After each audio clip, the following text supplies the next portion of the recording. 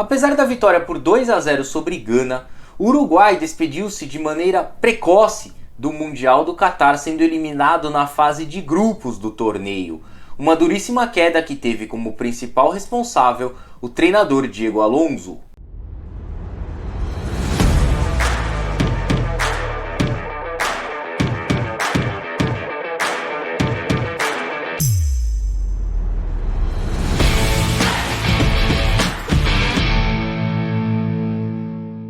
O medo de perder tira a vontade de ganhar. Nunca esta frase serviu tão bem para uma seleção como a Uruguai na Copa do Mundo de 2022. E as lágrimas de Luis Suárez após a eliminação da Celeste Olímpica no Mundial do Catar retratam o quão dolorosa ela foi aos uruguaios. Pois é, e embora os bicampeões mundiais estivessem situados em um grupo acessível ali ao lado de Portugal, Coreia do Sul e Gana, eles acabaram sendo eliminados na primeira fase da competição. Aliás, eu deixo aí na tela para você a campanha do Uruguai na Copa de 2022, onde você nota que o selecionado sul-americano conquistou uma vitória, um empate e uma derrota em 3 jogos disputados, todos, obviamente, pela fase de grupos do torneio. Lembrando que os uruguaios foram superados pela Coreia do Sul na vice-colocação do grupo em virtude de um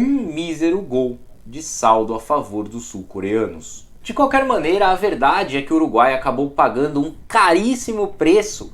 por conta das péssimas escolhas do treinador Diego Alonso, que, embora tivesse à disposição uma equipe com condições de apresentar um futebol mais trabalhado, mais bem jogado, preferiu aderir à velha receita de ter um time mais marcador, que jogasse mais na base da intensidade e da imposição física, principalmente no meio de campo. Não à toa, o jovem treinador de 47 anos de idade não escalou o meia Georgian de Arrascaeta nas 2 primeiras partidas do Uruguai no Mundial do Catar, onde os uruguaios enfrentaram a Coreia do Sul e Portugal. Em ambas as partidas, os uruguaios não venceram, empataram com a Coreia do Sul sem gols na estreia e perderam para Portugal por 2-0. Somente na terceira partida do Uruguai na Copa do Mundo, ou seja, na última rodada da fase de grupos do torneio, o técnico Diego Alonso escalou Arrascaeta como titular da equipe e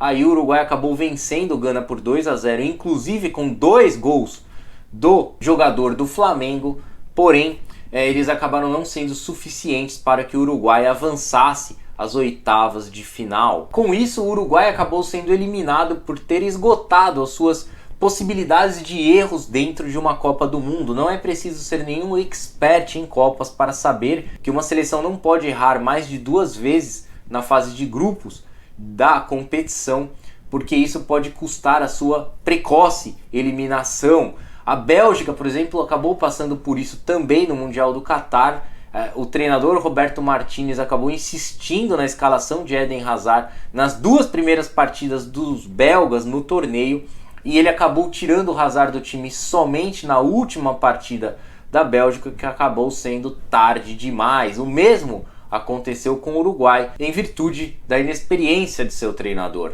Deste modo, se o Uruguai tivesse entrado em campo para vencer e não apenas para não perder as suas partidas, ele talvez tivesse ao menos avançado às oitavas de final da Copa do Mundo do Catar, onde ele enfrentaria o Brasil. Aliás, eu preparei aí uma formação no 4-4-2 que o treinador Diego Alonso poderia facilmente ter utilizado no Mundial, onde a Celeste permaneceria sólida em sua defesa e com maior poderio ofensivo. Seria essa que você acompanha aí, com Rocher no gol, uma linha de 4 na defesa composta por Varela, Coates, Jimenez e Matias Oliveira, uma segunda linha de 4 no meio de campo com Valverde pela direita, Arrascaeta pela esquerda e Vecino e Bentancur centralizados, formando uma dupla de volantes, e lá na frente Edson Cavani e Darwin Núñez fariam a dupla de ataque, tendo ainda Suárez como opção no banco de reservas. Ainda assim, o Uruguai conseguiu regressar do Catar com uma vitória na bagagem,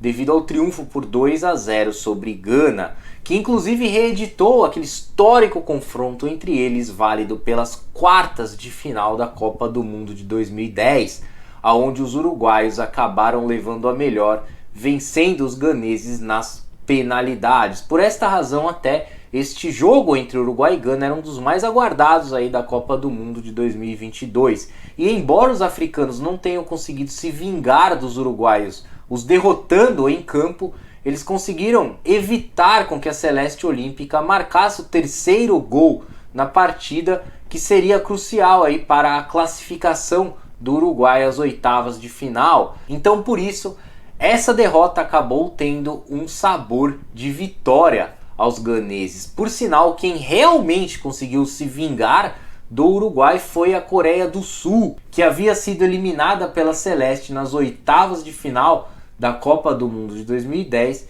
e agora, ao derrotar Portugal por 2-1 nos acréscimos, acabou despachando os uruguaios do Mundial de 2022. Para finalizar, por mais que uma desclassificação no futebol jamais deva ser atribuída única e exclusivamente a uma pessoa, é inegável que o treinador Diego Alonso tem enorme responsabilidade pela eliminação do Uruguai na fase de grupos da Copa do Mundo de 2022, juntamente com a Federação Uruguaia de Futebol, que apostou na contratação de um inexperiente treinador para suceder o maestro Oscar Tabares no comando técnico da Celeste há um ano do início do Mundial do Catar, uma escolha que acabou tornando melancólica e sofrida a última participação de Luis Soares, Edson Cavani e Diego Godin em Copas do Mundo, isto é, os últimos remanescentes da seleção uruguaia semifinalista do Mundial de 2010. Bom, então é isso aí, eu vou ficando por aqui, eu agradeço mais uma vez a sua atenção e peço a gentileza para que você deixe aí o seu like, inscreva-se em nosso canal e siga as nossas redes sociais. Através do site soccerblog.com.br você terá acesso a todos os links de nossas redes sociais e a todo o nosso conteúdo na internet. Um forte abraço, uma excelente semana para você, até a próxima e saudações!